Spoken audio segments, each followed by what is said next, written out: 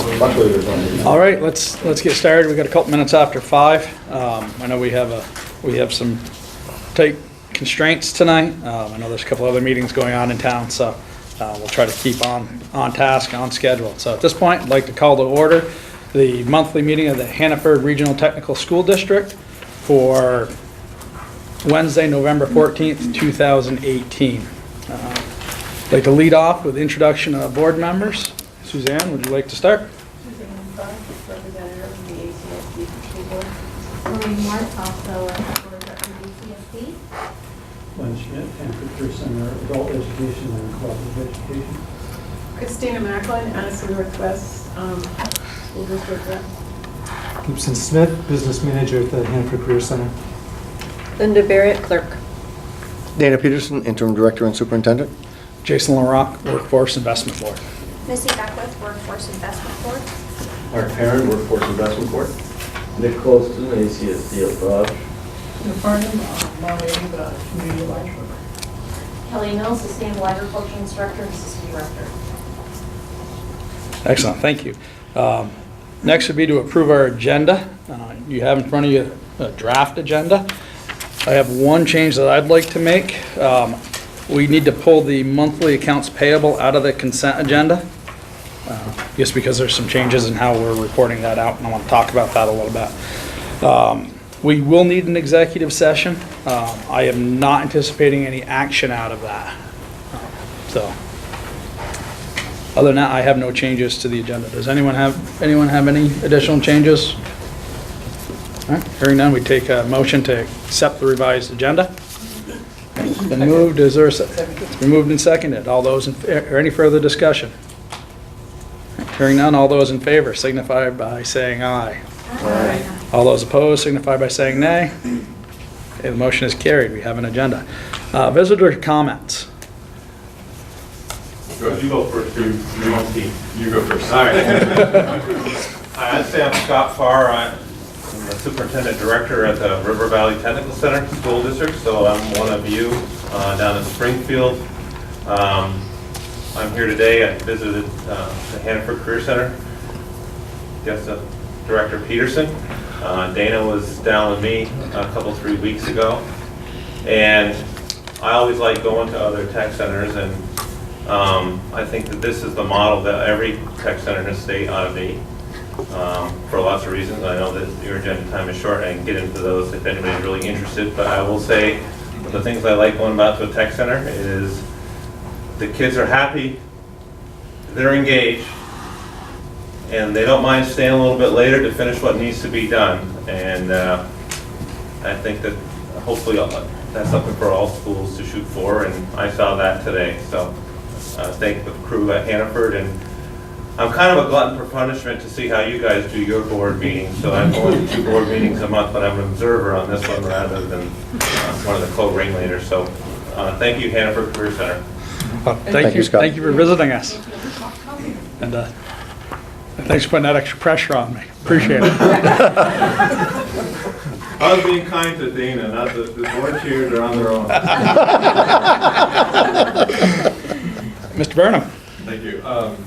In September, faculty asked what the status was with moving forward on naming a more permanent director superintendent.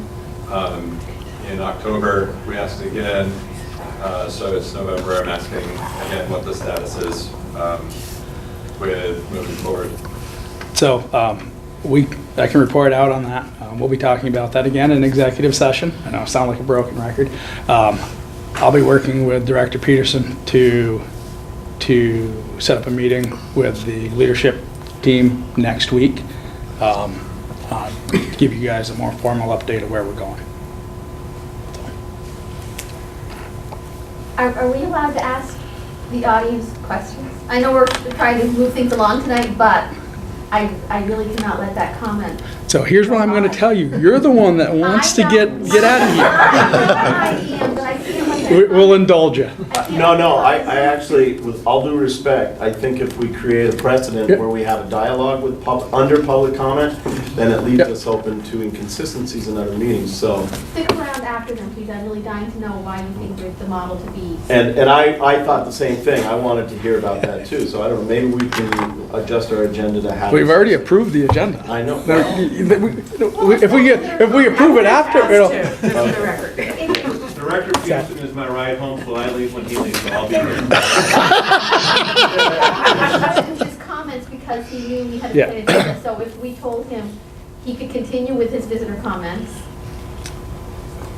That's the way to do it. Do you think it's really going to set a precedent? I think this is, we've had an exchange.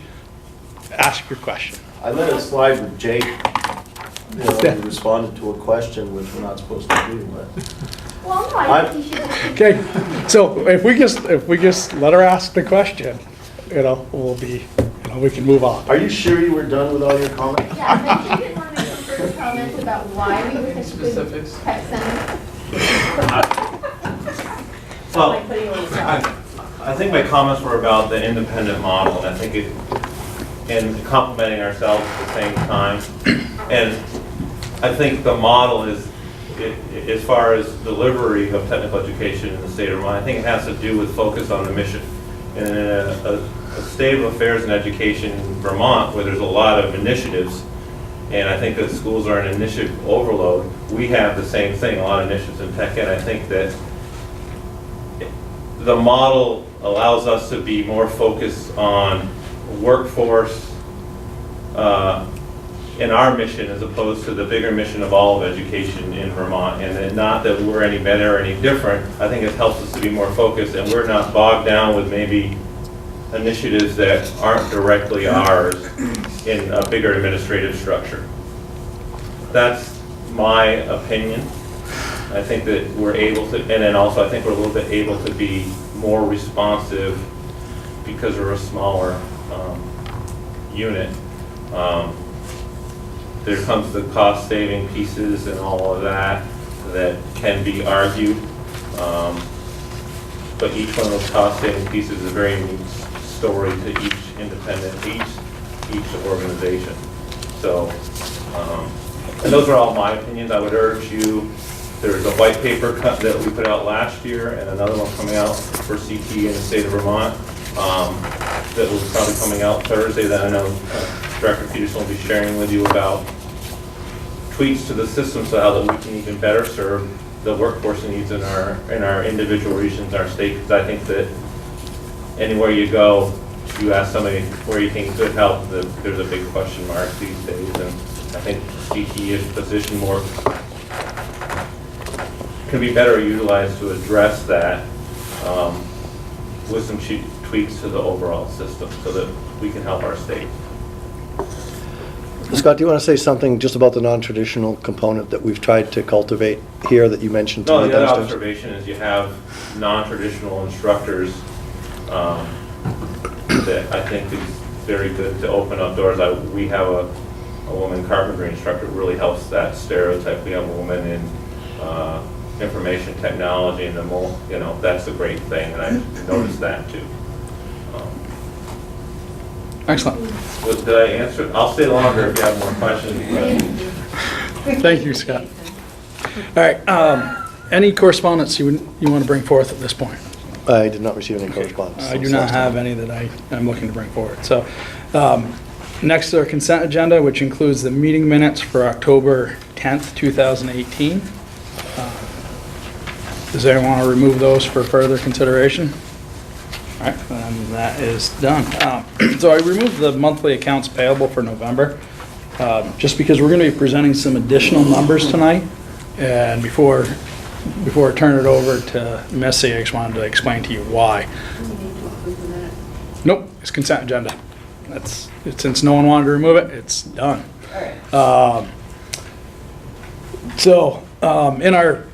Based on the comments from the auditor and a conversation that we had during the budget and policy meeting, or committee meeting this month, we needed to report out on we needed a little more detail in how we were reporting out financials, so that we can improve them. The big piece was the payroll aspect, and the money's going back and forth between the reimbursement accounts. So, Missy will be reporting on building and equipment reserve, general fund expenditures, revolving fund, the McClure grant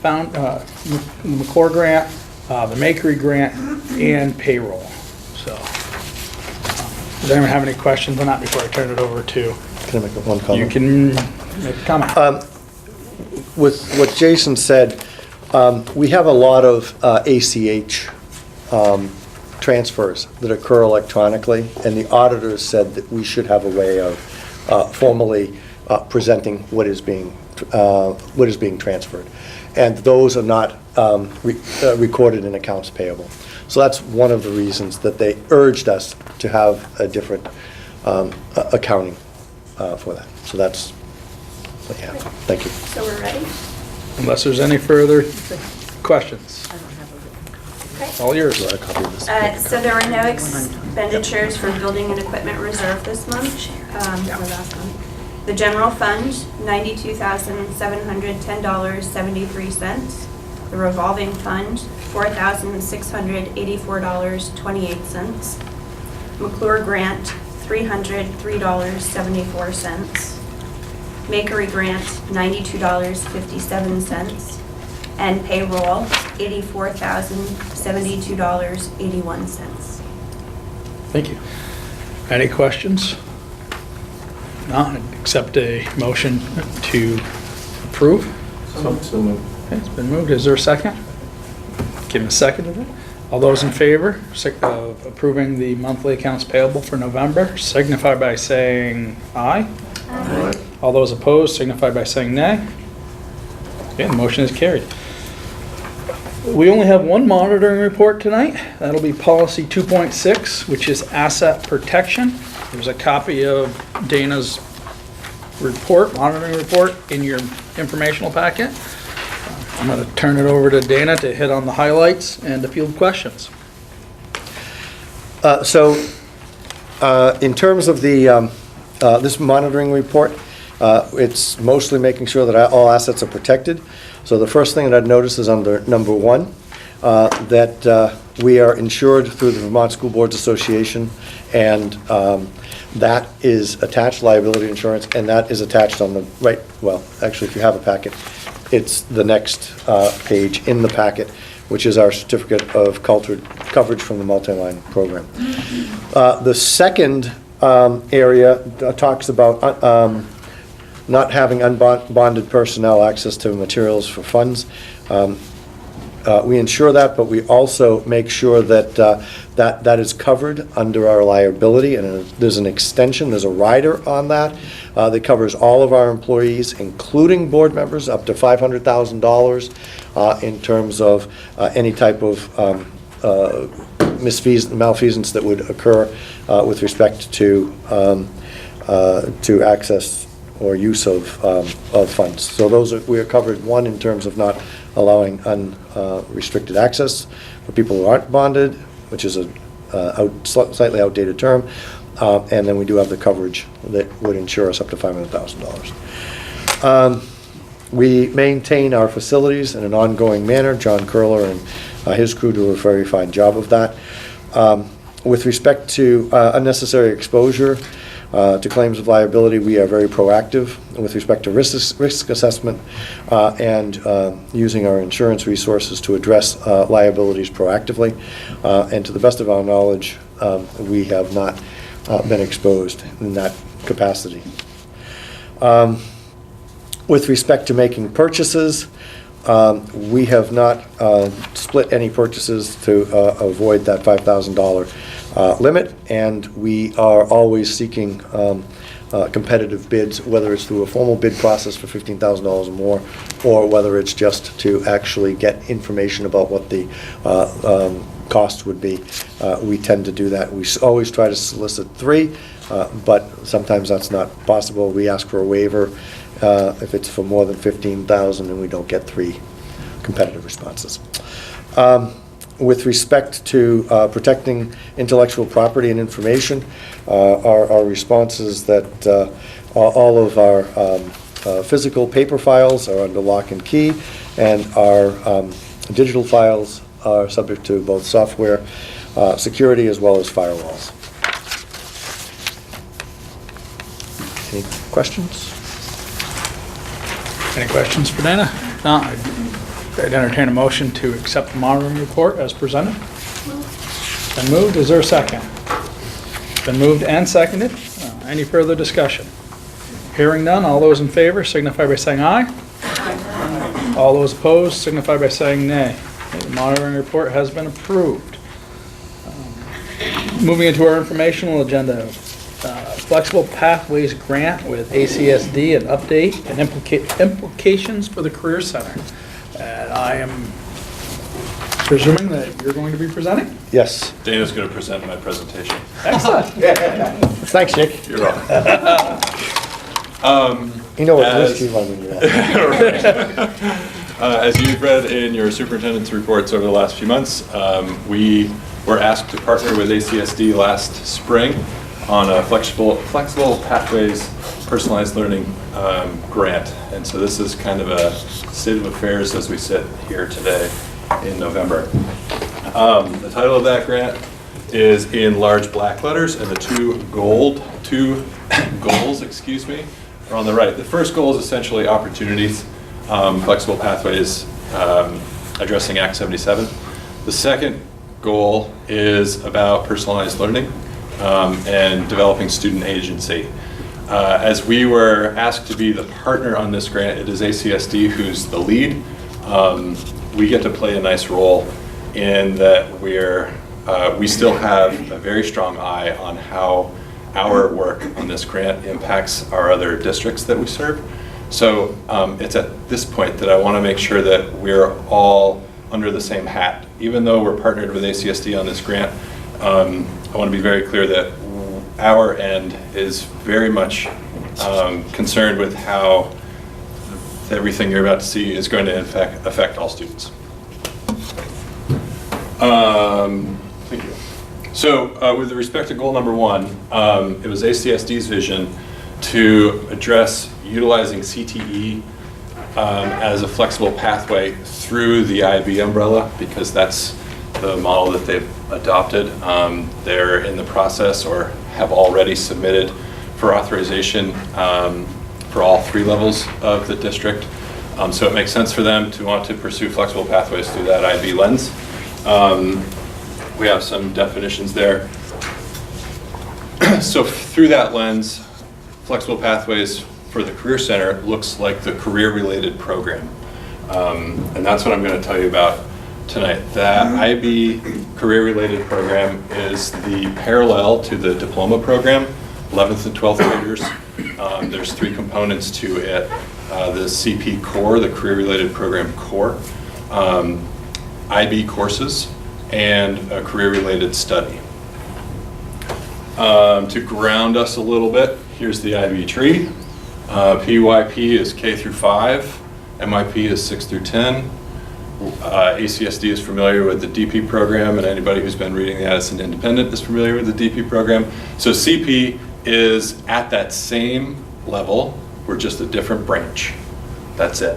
We're the same tree, we're the same leaves, it's the rigor, the whole thing is there, it's just a different branch. As another graphic organizer for us, IB likes to present everything in this culture wheel. The whole thing starts with the learner profile and the approaches to learning and approaches to teaching. All of that is consistent in the CP program. Where it starts to change is that first purple ring, that's the CP core. The core is the heart of the career-related program. 4 key components to it: personal and professional skills, language development, service learning, and reflective project. The personal and professional skills component of the CP core is the thing that drives the whole kit and caboodle. There's 5 key components to it, and they're listed: personal development, intercultural understanding, effective communication, thinking processes, applied ethics. The other 3 pieces to the core are independent, but consistently linked back to that PPS piece. Questions? Going too fast? Keep going. Cool, good class. Don't go too fast. For the visual learners in our group, the CP core, again, personal professional skills, language development, service learning, reflective project in the purple on the right. The DP core is theory of knowledge, creativity, action, and service, and the extended essay. They're equivalents, they're not replacements. There's no language development equivalent in the DP core because language is a core subject area of the DP program. And we'll come to that in a second slide. Component number 2 of the career-related program is the student takes a minimum of 2 IB courses. Now, in the past few years, we've seen that in paper as a DP course. It's that 11th and 12th grade class. It's the higher level or the standard level class. It's the 6 core subject areas. In DP, the student has to take all 6 subjects. In CP, the student only has to take 2. And it's the student's choice. It's the student's choice as it relates to their career program, which is the 3rd component, and we'll come to that in a second.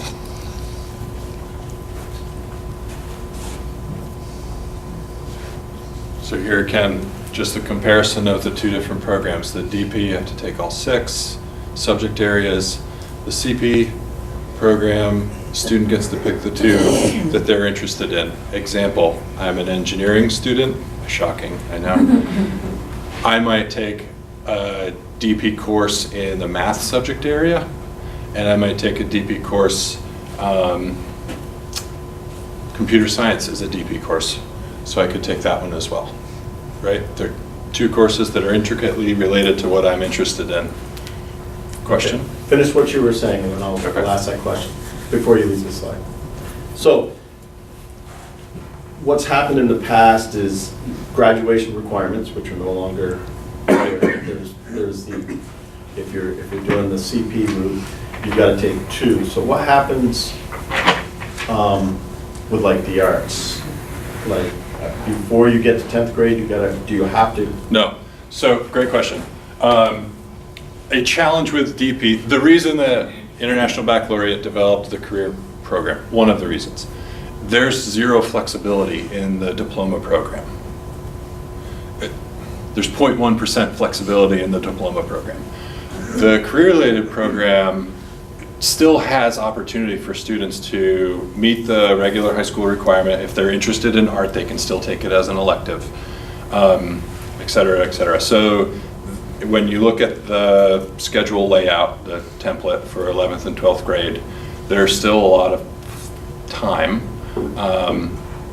for students to pursue other high school classes that they are either personally interested in or requirements to graduate. So in the past, there's been some barriers to participation down at the Career Center because somebody needed to get a history course or gym class. Yep.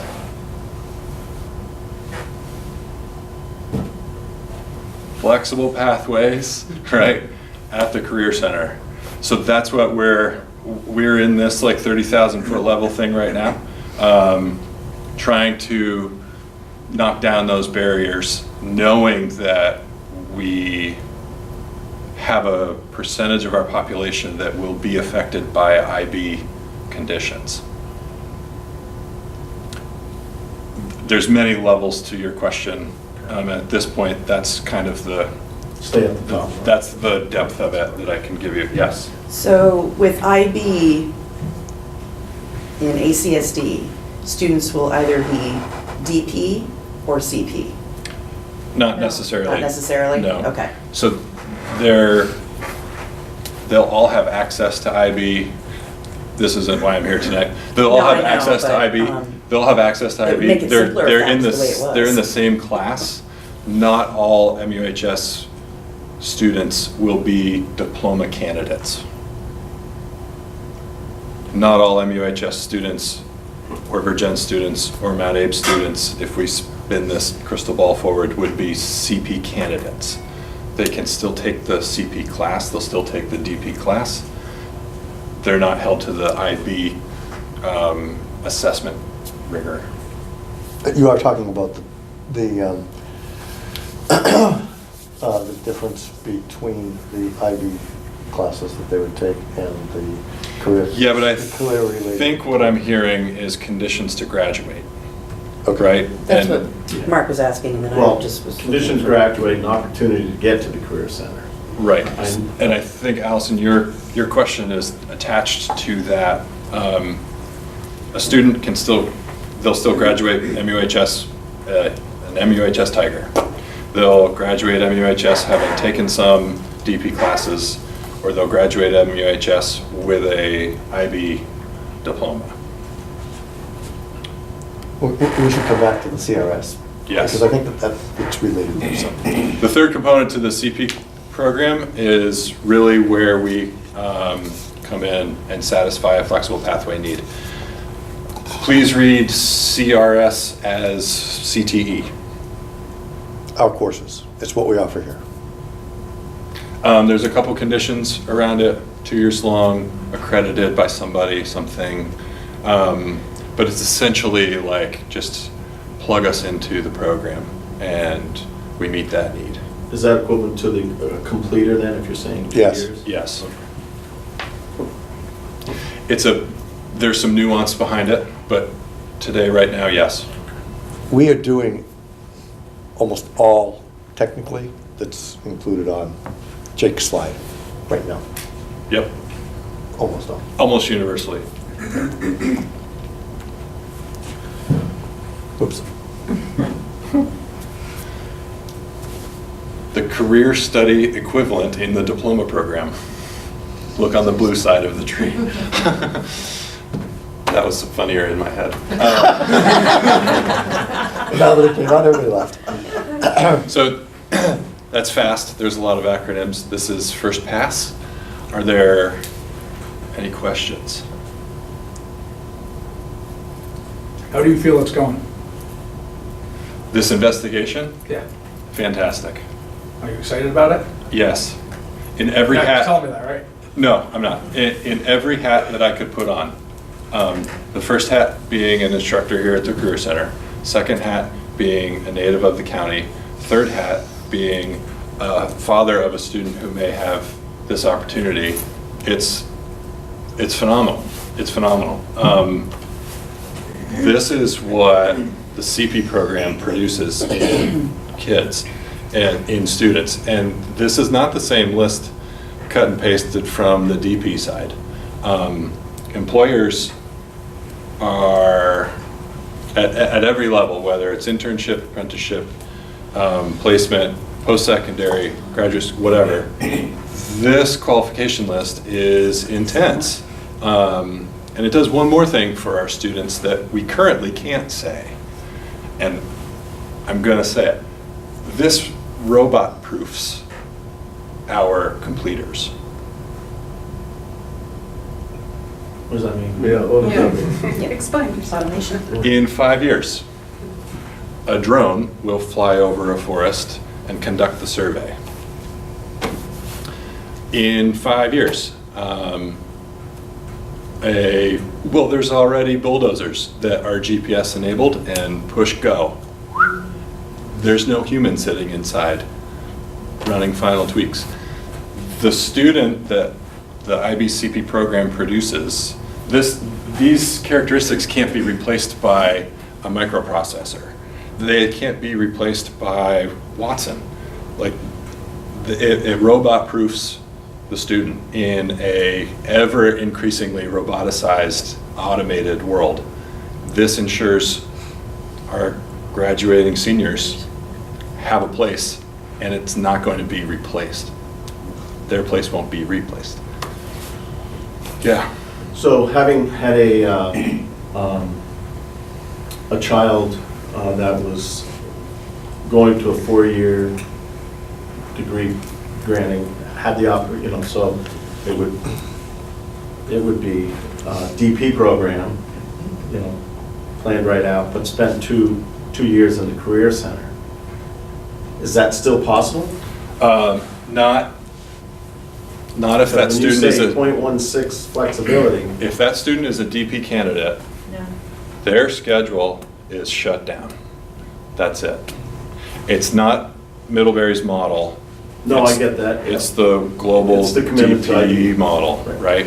So CP is that door to achieve the IB recognition while still having opportunity to take a career-focused class. And you know, you laid out some great examples, some of the other things that a student might want to do in their high school career. It is not a common misconception when we first hear about the CP program is that it's like IB light, right? Or it's diet diploma program. It's as rigorous because it's more relevant. The things that, the projects that happen in the CP world are on the ground today, and they're not this theoretical ball that bounces around our skulls. I don't know if that answered your question or if I birdwalked a little bit. but- It makes me, having a little bit of background knowledge to this whole thing, it still makes me a little nervous that we would have some student that may not be sure where they want to go, but are being driven to a 4-year post-secondary program, and they would benefit from being able to explore at the Career Center, but IB would prevent them from being, IB's DP might prevent them from doing that.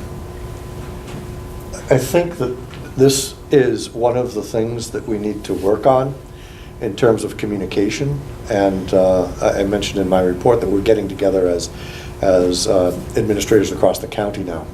And I think that the opportunities to be able to explore is what are what this is about.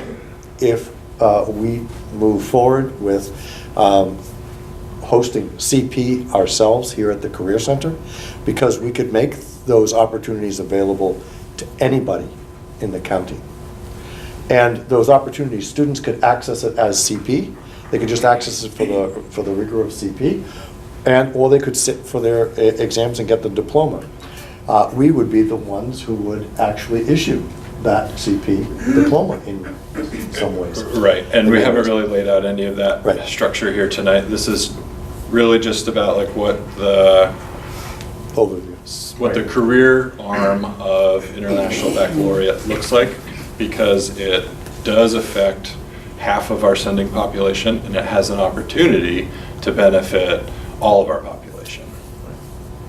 Do you have any idea of the ratio of students interested by DP as against CP? Sure. So I know that I'm 6 Nope. minutes over my This time. is, that's fine, this is important. I had the opportunity to go to a training in Denver in September with Caitlin Steele, who's the Director Yep. of Teaching and Learning.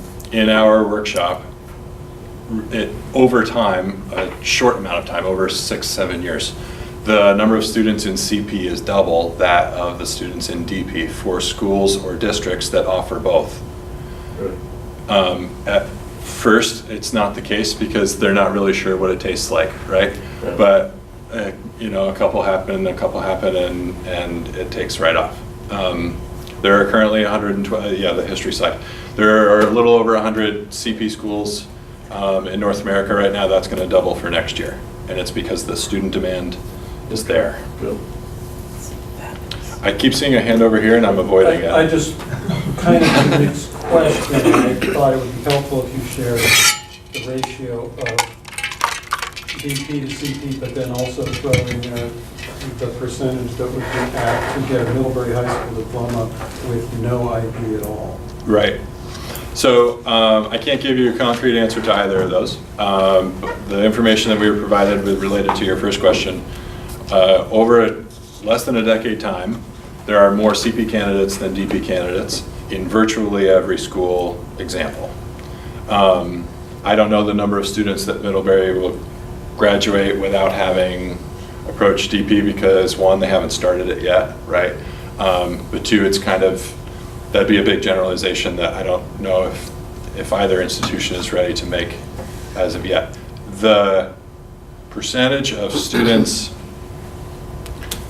There's a school in New Hampshire that MUHS went and visited that's IB school, 800 students. 25 of them were DP candidates, right? So the DP population we're talking about is relatively small in the pool of all students. Admittedly, the CP population then, by definition and relation, would be small to begin with. But what we are talking about doing is providing this level of opportunity for a student who's in the ag department and wants to change federal policy around land water usage.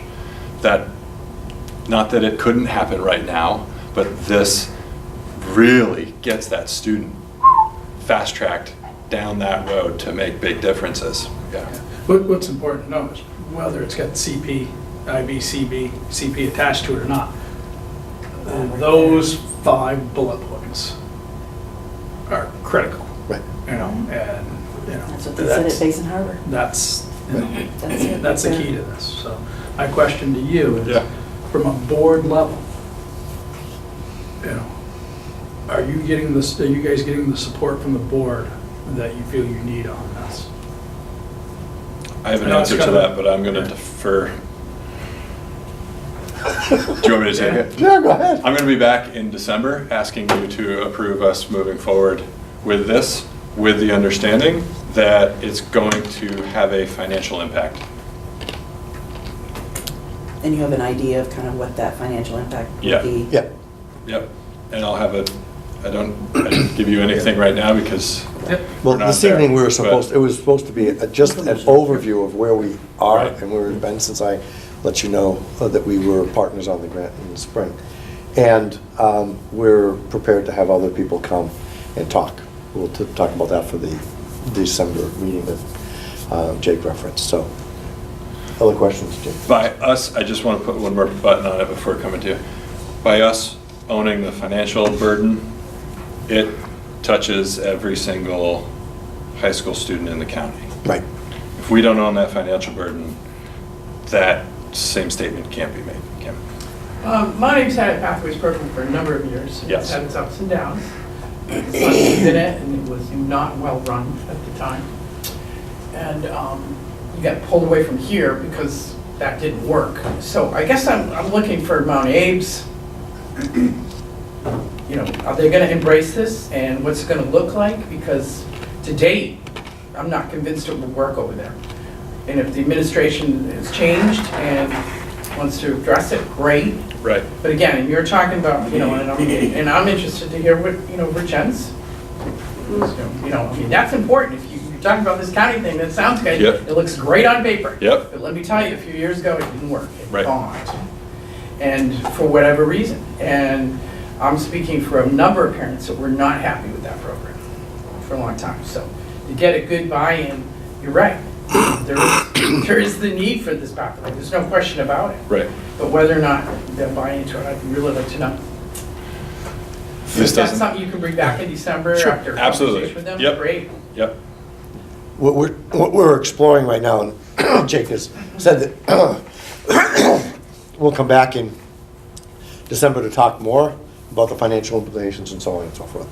But the focus has been on creating opportunities. And what does that look like?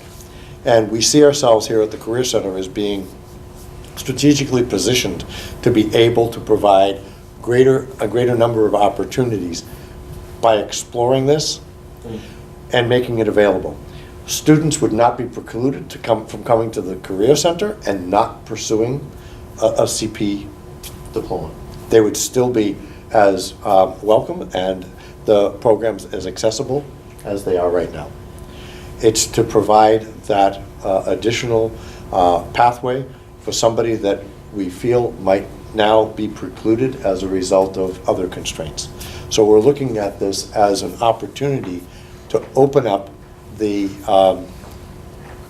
pathways for all students to experience CTE in Addison County at whatever level they want to engage. And we think that this is just one more tool in the toolbox. A very valuable one, as you can tell from the bullet points that Jake has up on the screen. Did you Yes.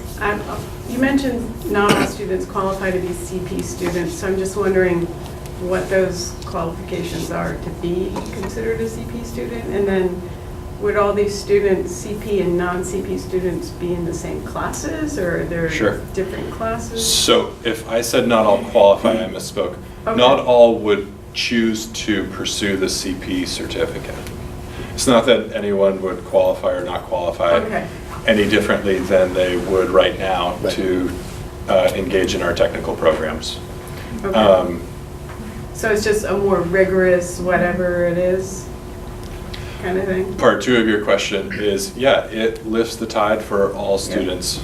The CP candidate student has the other two components that they are responsible for, but at least in our tech program, the tide is raised for everybody in a very positive, relevant, 21st century interconnected world. Okay. And have you guys begun to make projections on how many students would be participating in the different programs, or too soon to tell? That's too soon to tell, I think. So, is it I didn't hear what you said, Dina. I think that's too soon. It's too soon to Okay, tell. just curious. We've done some modeling, but I don't think that it would be relevant at this stage in the game to actually make projections Okay. on that. Is it fair to draw a comparison to dual enrollment credit, where it's, they're the same group of students in the class? Some of those students choose to do other things within that program to get that dual enrollment credit, but it doesn't require that all of those students do that. That's a nice way to compartmentalize it. Yeah. Yep. So in that aspect, we've Yes. been doing it for years. How much of the rest of the faculty have, I mean, I'm impressed with how much you, You're the shiny penny. pardon me? We brought it to you first. Right, so the faculty has not been your faculty? They have been informed in bite-sized pieces that, we had a meeting and we discussed XYZ. Okay, so there'll But be they don't know anything about the structure as presented from me in this format. Okay, If they went so and looked it up, then they know. If we decide to go forward, I'm assuming just as with the IB in our ACSD, where the teachers need significant training, Right. and there will be some training and cost as Yes, well as- yep. On that note, I don't think it's too soon to say, CP doesn't have to be an institution-wide adoption. It can be program-specific, Yeah. unlike the DP model. But do you have to have accreditation with IB for the courses that you, Yes. Yes. so that's the whole process? Yes. Well, it has been in ACS. It would be for IB us. doesn't accredit our program. Our program is accredited by the dual enrollment institution, the state final assessment, our advisory councils. IB has the intelligence to know they know nothing about our content areas, and they don't want to be the oversight and accreditation body for that. They rely on the local Okay. to establish that criteria. That's for our career and technical programs. The other things that are related to IB that Jake mentioned, in terms of language development, those are set by IB in terms By of IB. standards. Right. And so those would have to be fulfilled in order to be able to get the CP designation or certificate. Excellent. Thank you very much. Right, Great one training. last question. I didn't want to delve into the DP. I wanted to talk about the middle year programs and how that futuristically the state would like to see more kids from the middle school years. And you said MYP is 6th or 7th through 10th? 6th through 10th. And so this would have no bearing whatsoever in where the state would want to go in terms of funding or exploration, in terms of getting kids from that age group? It does. A staff requirement within the career-related program is training for counselors to be versed in what the career-related program offers. That counselor training could theoretically start at the 7th grade middle school counselor level to inform those students within the Middlebury district specifically, but all districts around the county, inform those students as to what is available as an 11th grader if they want. That, I mean, that Or would a be. counselor from here could be partnered with and working Yeah, counselor yeah, I mean, with the. The important thing is that there's a staff hierarchy That's trained. implemented that is versed in the offer. Is that what you meant? Yep, yeah. Yeah, once again, it's about barriers to students getting to the Career Center that's not related with an IB certified school. Okay, does anyone else have any closing questions for Jake or Dana on this? If not, we're over time considerably. Could we get And a we're slide? even further beyond than you think we are, because that clock's twisted by about 4 minutes. So, excellent, Thanks, thank Jake. you very much. Sure. I'll send them to Dana. I'll distribute it, yeah. Thanks, Jake. Thanks, Thank you. excellent job. Preliminary budget. Dana, We can cut this down. I just want to hand out some numbers, preliminary numbers for everybody. Let me go in both directions here. Send one around that way, send one around this way. I'm going to be talking while those are coming around. Gibson and I have been working to put together some preliminary figures on the budgets. We have up the top of the page some actual numbers from 2016, 17, and then adopted budgets for the last 2 years.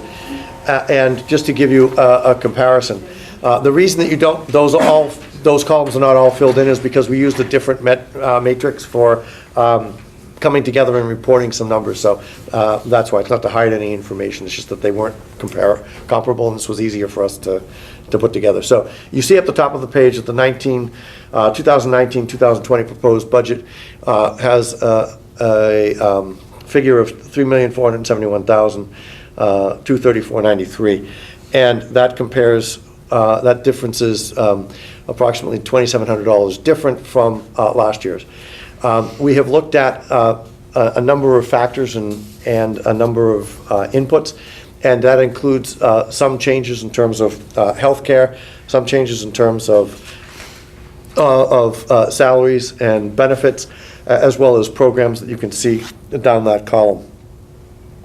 But it's only a preliminary pass, and what is not included in here are two big items that you should know about, and will be in your next report, and that is we're looking to, and it's on the agenda for discussion, looking to reintroduce the building trades program, which will have a budget for salaries of approximately $32,000. We are looking at covering that through Perkins, an allocation, so that would not affect the bottom line for the budget. And we're looking at putting in some materials and costs and for funding of that. That part of that may be funded through Perkins, but part of it might be general fund. We don't have that detail broken down. We'll talk a little bit about that program later on. And the other area is the fund that we created last year for the health reimbursement accounts, and we put $50,000 in. Our projections right now are we are over that $50,000 mark, and for next year, in terms of the 2020 budget, we would need to build something into the budget as opposed to relying on reserves as a transfer. We don't have a number yet that we are confident about to put in, so that is something else that we would have to work into the budget. The building trades, if we do fully fund that with grant money, that would not necessarily show up here. But the amount to cover the health reimbursement arrangement that you have within the collective bargaining agreement would need to be addressed. all right, anything with what's being presented next month in regards to CP? Would those expenditures be this year, or? Some of the this coming expenditures year, would or- be, there's part of the grant that we have with ACSD might be able to cover some of those expenses, and then we would have to consider what the total budget would be. There is room within this budget to be able to shift expenses around. So that's partially absorbed and reported accounted for within the numbers that you see here. But we don't have that fully developed budget, so we can't say that it's 100% covered. Crystal ball, you're less than 1%. Where do you think you're gonna be? Oh, God. We're not holding you to it, but just, you have a number in your head, I'm sure you do. What do you think, we- 2%, 3%? 1.5%? No, I think that off of this budget, I think that within 2% is realistic. Okay. And it actually may be less than that. Okay. Any questions for Dana? I guess the only other thing, it's nice to see the budget, and I know we're doing budget, but at some point, we're gonna ask about tax implications and pupil spending. And, That'll be presented next month. Based on what we got from data last year, it would probably be in the January 1, because we didn't have all of our numbers in terms of that. So, it's just always nice not to get that sticker shock. We're looking at reduced FTEs. we're looking at approximately a 3 FTE drop in our 6-semester average, which would result in a $60,000 increase that would be spread out over the students. If we have 120 students, that's easy to say it's a $500 increase. At 21,000, whatever we had last year, 466, that would bring it up to 21,966. Okay, thanks. But those, once again, that's off the top of my head Yeah.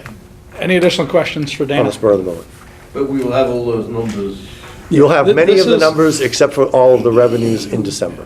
This is intended just to be a preliminary look at the budget, not, something we're taking action on. Right. But just. Well, I presume by presenting this is our time where we would direct the, superintendent to make some changes, and part of that's based on FTE drop. So I think it's an important number to know. No, it is, it's just he's not ready to Right. present that at this point. And if you want the FTE numbers, I'll see if I can put those also together for you for next time. You have seen some of them by program Right. already that I gave you in October. Yeah. I'll see if I can pull something together to give you the overall trend. What I will say on the spur of the moment is that although we are experiencing a 3 FTE drop, that's because one of our highest historically numbers of students went off, and that was a group of 152. We have 135 approximately this year coming in. If we can sustain our numbers at where we are this year, plus the good numbers that we had in the spring over time, then that would even out. But we're always paying on a 6-semester trailing average. Yep. So we're paying this year, or we're billing this year for students that have already finished their career Right. at the Career Center. Okay, any other questions on the preliminary budget? Hearing none. Facilities report. I didn't receive I didn't see meeting minutes for that in my packet. Did I You miss didn't? that? They're here. Missy, you have them? Yeah. Yeah, you probably just in front of me. Do you want to talk about that? Since Since you chair that, go for it. Sure. I'll keep it short, I guess. By now, the installation on the building trade ceiling should be complete. should be. Um, They were here today. Yeah, so we'll see some energy savings there. The electrical distribution system evaluation should be underway. Yep. Yep. And they Thank- did some repairs to the parking lot out back, so that's in good shape for now. And that was all assumed. We thank ACSD and our ACSD representative because they covered that. So thank you.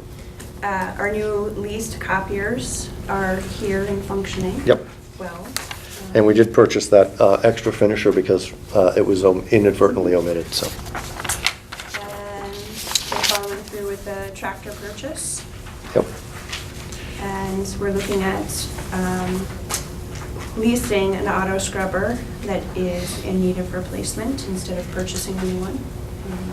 I think we still need to talk about that, though. We do. At the next meeting. Right, that hasn't been finalized. And then John is coordinating replacing some failed Controllers. controllers, and what do they control? Can you remind me? The ventilation system.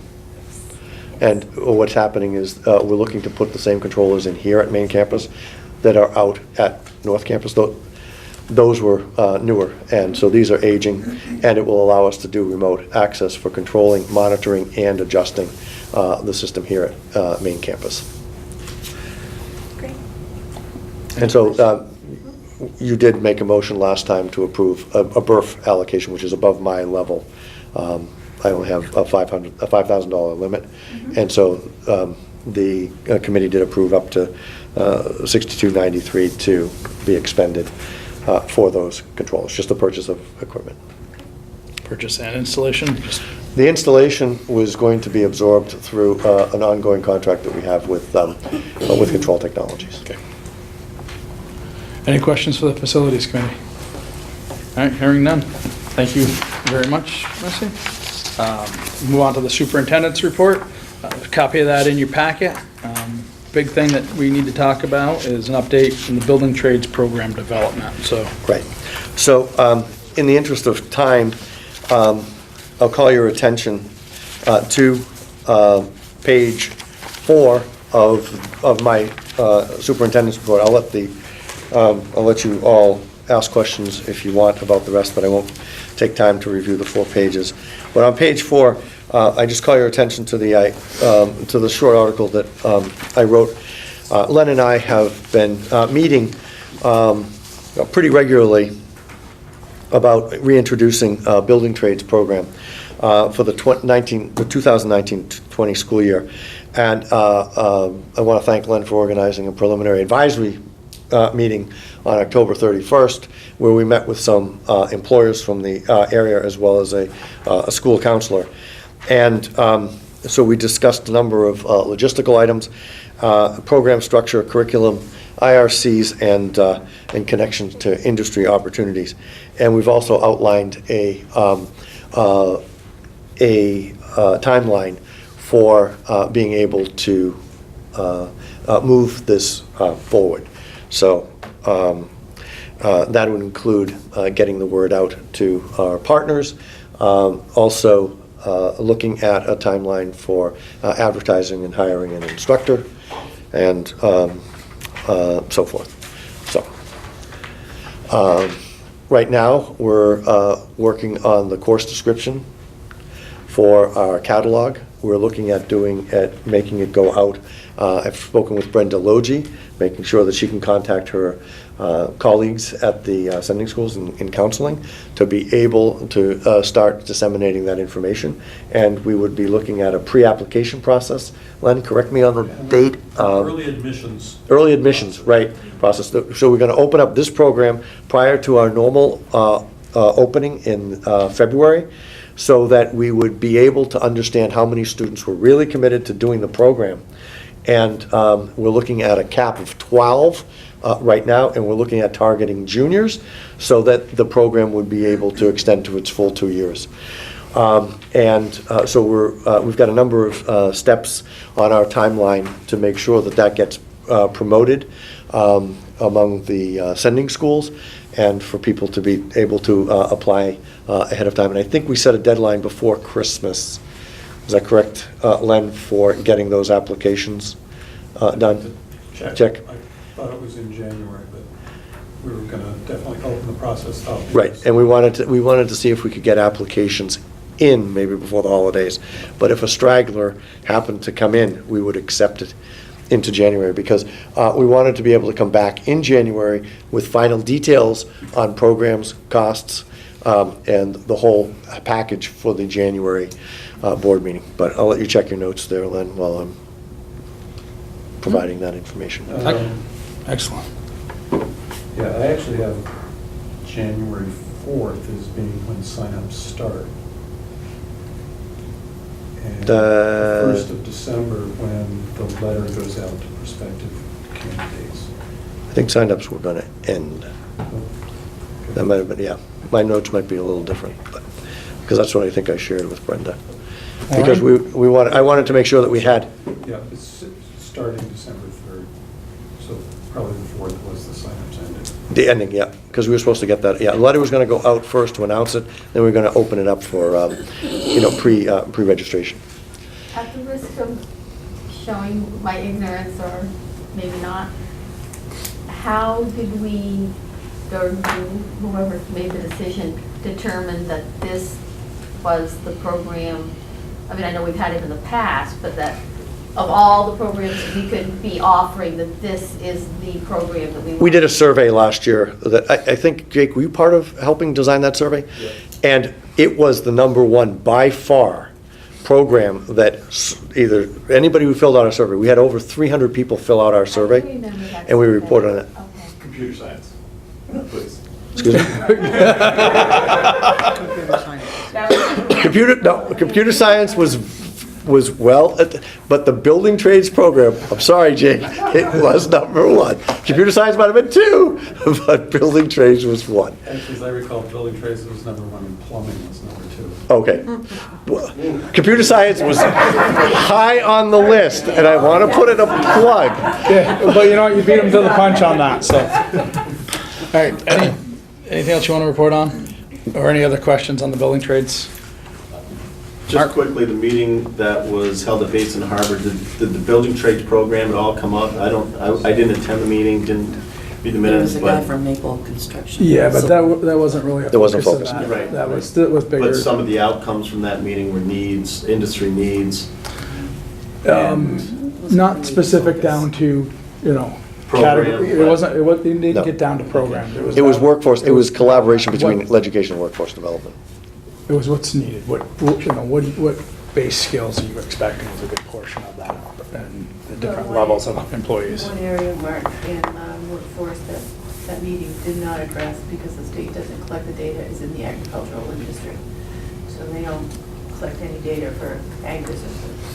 So that whole segment in this county is missing. Okay. Any questions for Dana on his report? All right, and we'll move on to the Dean of Students Report. There'll be a copy of that in your packet. I'll Okay, turn it over to so Kelly.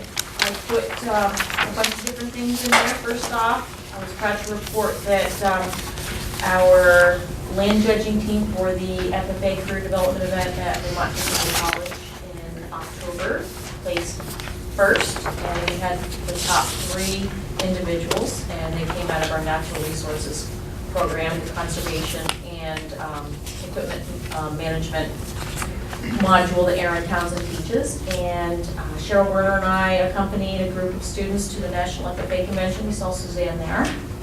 And such a blur, huh, Suzanne? I was rather busy. So what was really neat, and I have a picture in there, #1, there's a picture of these students with their backs to us. So you can see that was the Middlebury FFA chapter. If you can envision that times 10,000 is the number of kids that were actually there with blue jackets. So it was an impressive turnout, and our students were very popular because the convention produces these booklets, and within the booklet is the program for the convention, but also spaces for each territory and state in the United States. And many chapters across the country will offer their students incentives to see who can collect the signatures from every territory and state the soonest. So our students were very popular because there were just 2 chapters from Vermont represented, plus the state officers. So that was overwhelming for them. And then John Deere did a time capsule, and that was to celebrate 75 years of cooperation with the National FFA organization. And they had a big display there. As it happens, 3 of the girls were on their way to meet me, and they saw the Middlebury chapter on the back of their jackets. Of course, we've got a big history with John Deere. So they were like, wait a minute, RFD TV is here, we'd like to interview the students. So the picture on the right and the report is of the 3 girls. We have McKenna Phillips, Brody Martin, and Addison Hubble being interviewed by RFD TV. I looked and looked and looked on this website. I think it is not necessarily a video interview. I think it came out to be a radio interview. So you can check on the RFD TV website if you're curious to hear them. So that was neat. We held our first of two first quarter awards assembly breakfast this morning, and I appreciate all of the turnout with our board members to celebrate those students this morning, so thank you again. And we still have another one tomorrow, so if you can make it, please do so. You don't necessarily have to RSVP, we just love to have you there.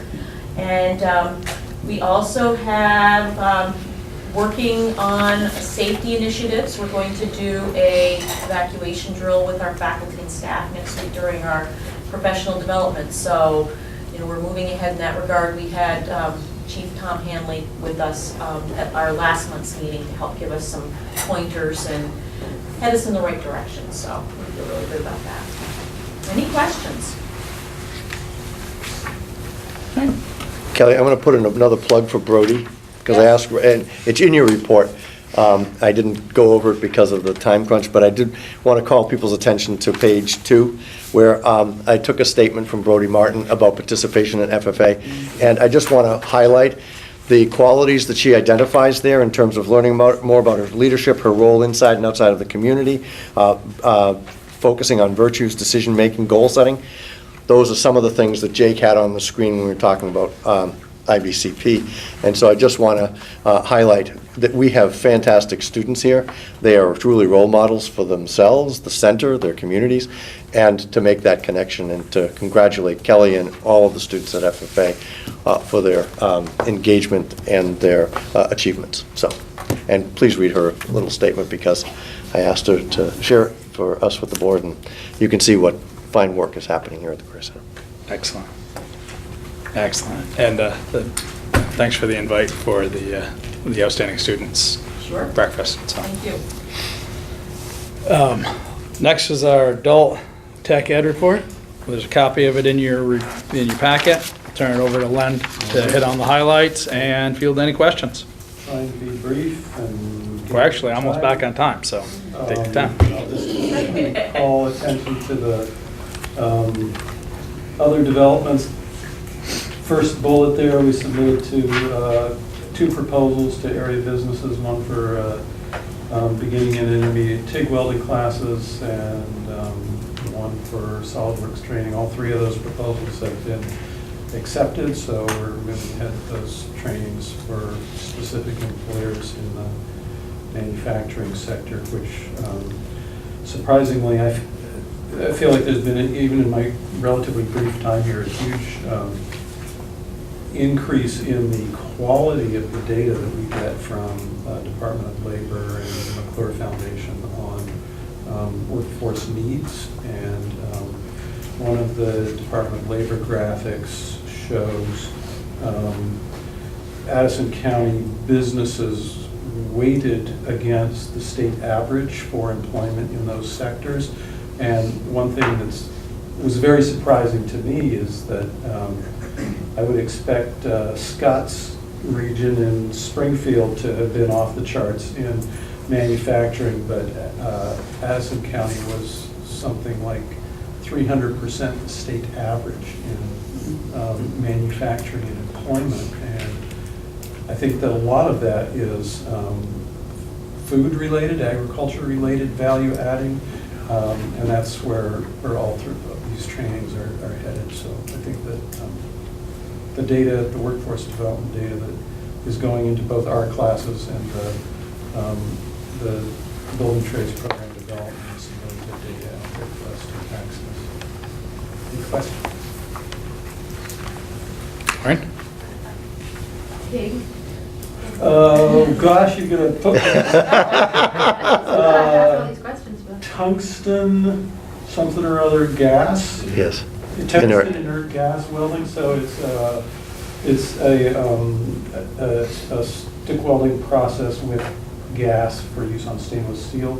The intermediate, or excuse me, the beginning level class is just going to be like basic welding of stainless steel flat material for building frames and that kind of thing. The intermediate level is specific to meeting codes for sanitary pipe welding for stainless steel pipe that has food grade materials inside. It has to be clean enough and smooth enough that that pipe can be safely cleaned for food products. So it's probably the stainless steel. It's always. So those are all with stainless steel, yeah. Len, this is just an observation, correct me if I'm wrong. It seems like that we're running, there are more adult ed classes and people in the building this time this year compared to last year. I don't know if that's just my perception or whether there's actually... Maybe I'm just scheduling them all on Wednesday nights. I'm not...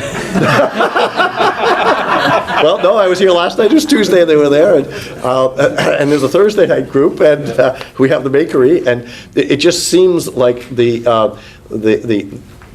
number of times that I see more people engaged in adult ed and conversations going on seems higher. Maybe I was just oblivious last year. That's great. I think our numbers are pretty similar, but Okay. Certainly we do have a pretty robust program and like to have people in the building. Right. And the conversations between people who have started showing an interest in the makery. Oh, which, by the way, we had 3 people, our first 3 members besides those who were on the steering committee and related to the school, came in and signed up for the makery last Thursday. And we're open again this Thursday, and we'll be doing that from now on, with the exception of Thanksgiving, through the end of the calendar year. And I think that perhaps Len will be able to find a few qualified individuals who are interested in makery, perhaps to offer something through adult ed. Who knows? So, thanks, Len.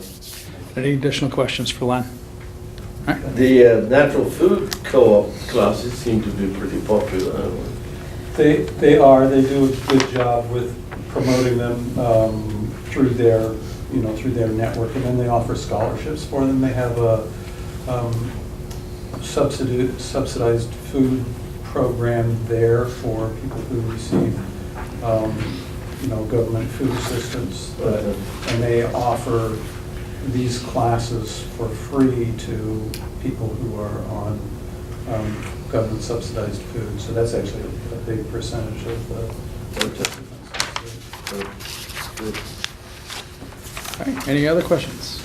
All right. Thank you, Len. You're up to good work. Do we have a volunteer to address policy 4.1, governing style? Lorraine, would you like to take it? I thought you were looking at me, so. You broke the rules early on.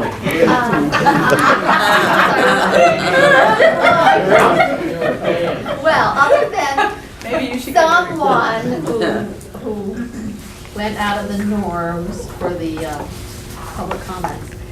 Very good meeting, very interesting, educational,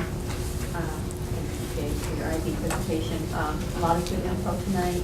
Most people were respectful. Well done. I said, we're putting this on. Get it full so we can get here at a good time. Very well done. Yay. I'll take a motion to go into executive session for personnel. All right, is there a second? Second. Moved and seconded. And I won't need anybody but board members in that. So thank you all for coming. Like I said, we won't be taking any action, and I'm anticipating this is going to be 5 minutes.